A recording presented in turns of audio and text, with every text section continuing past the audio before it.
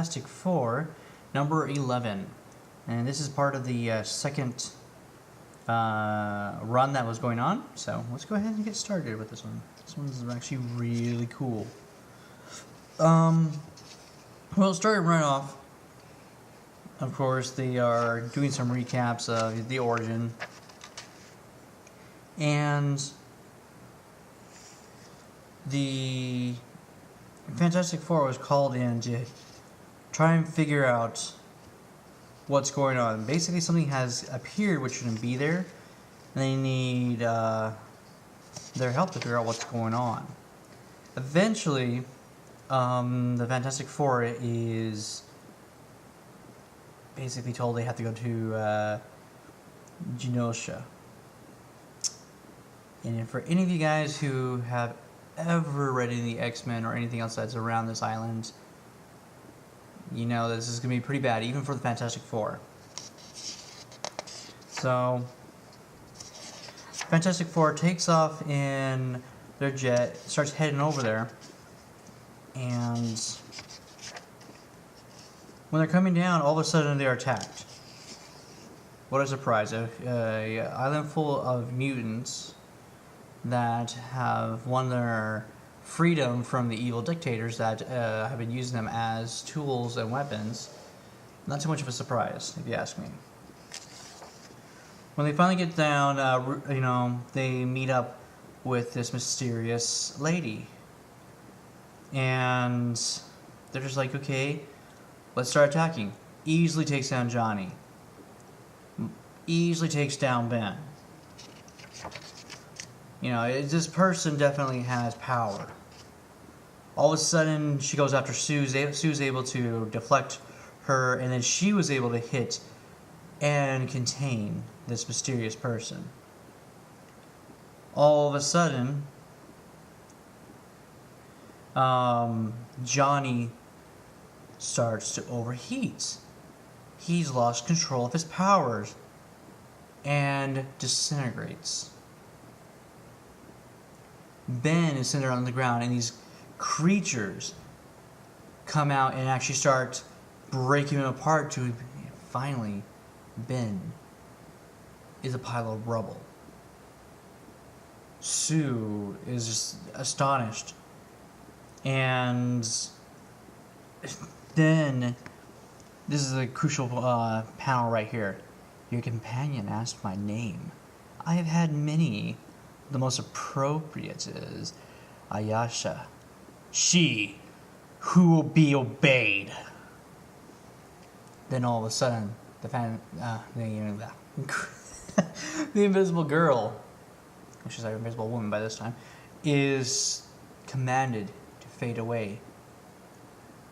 With her powers going to the extreme, she starts to bubble out of existence to finally, she's gone.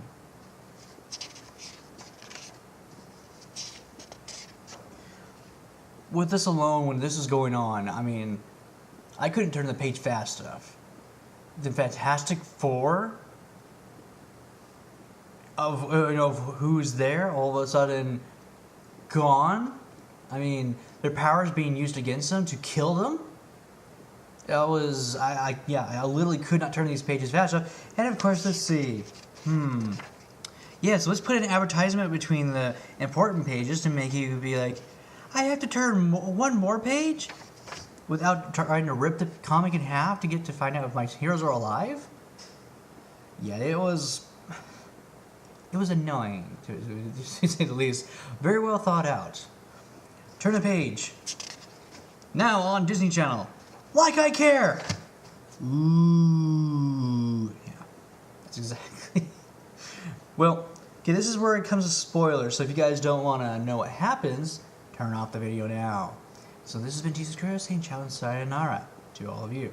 For those of you who actually want to hear at least the outcome, here it is.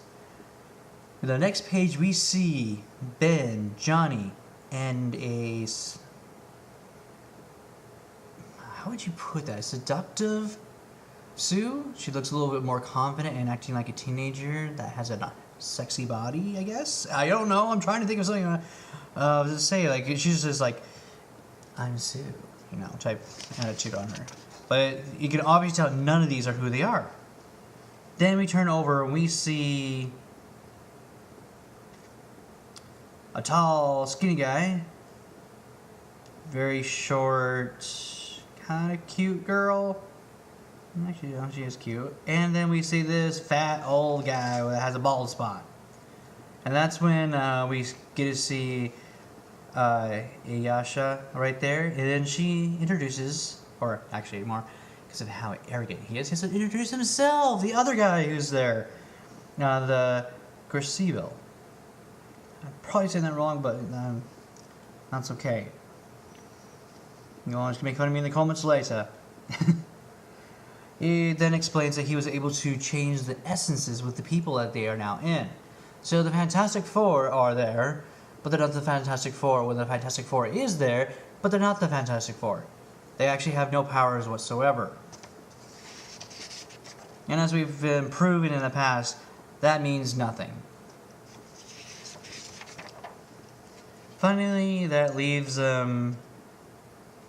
there, captured.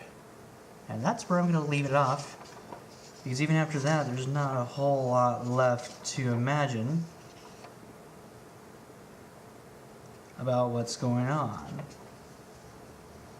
Well, actually, I will say one thing to make it at least a little interesting.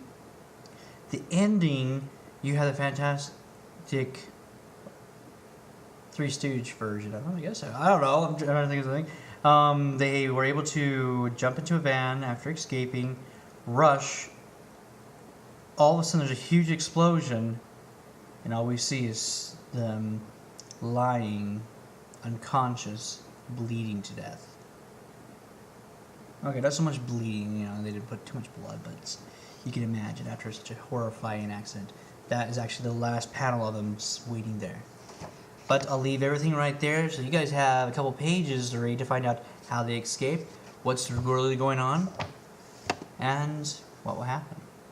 I really enjoyed this one. I like the introduction of bringing these characters in and adding another unique, part already done since they've been through everything, with how the Fantastic Four have to put up with another issue to show why they are fantastic. This is T. Sakura saying ciao and sayonara.